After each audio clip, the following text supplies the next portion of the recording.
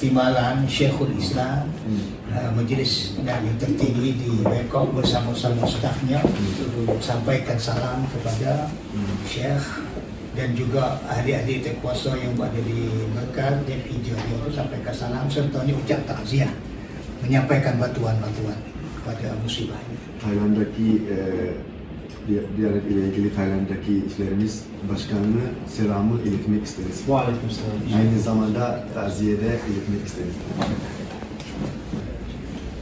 Ziyaretimiz maksadı diyor ki ilk olarak bu topladığımız hayatlardan ya da iyiliklerin size teslim etmek isteriz. Allah'ın güneyindeki yaptıklarımız yani iyilikleri biz yani karşılık veremiyoruz tabii ki Allah rızası için. Allah sizden razı olsun. Bol teşekkür ederiz.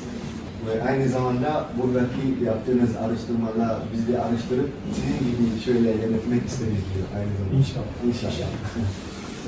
Tamam. Sizin sözünüzü de dinlemek isteriz. Ben öncelikle tekrar hoş geldiniz diyoruz. Şu anda gerçekten biraz acılı günlerimiz var. Türkiye'de zor günleri yaşıyoruz. Biz dünyaya yaptığımız iyiliklerin,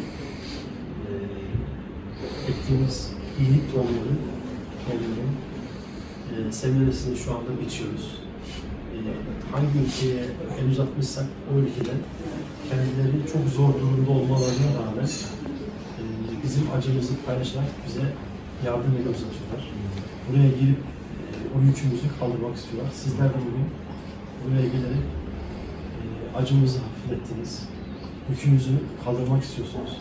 Allah sizlerden razı olsun.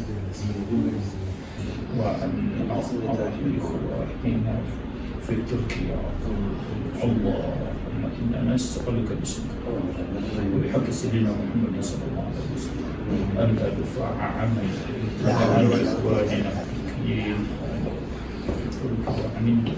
وعن المسلمين في كل مكان كل بلاء ووباء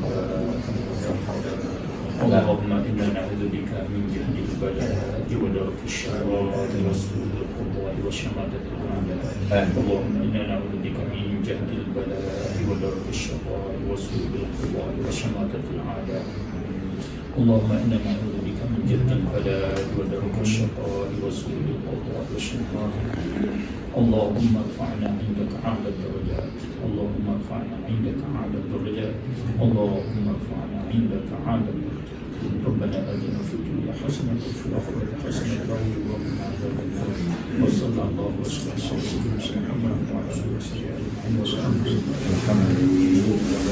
Itu satu lagi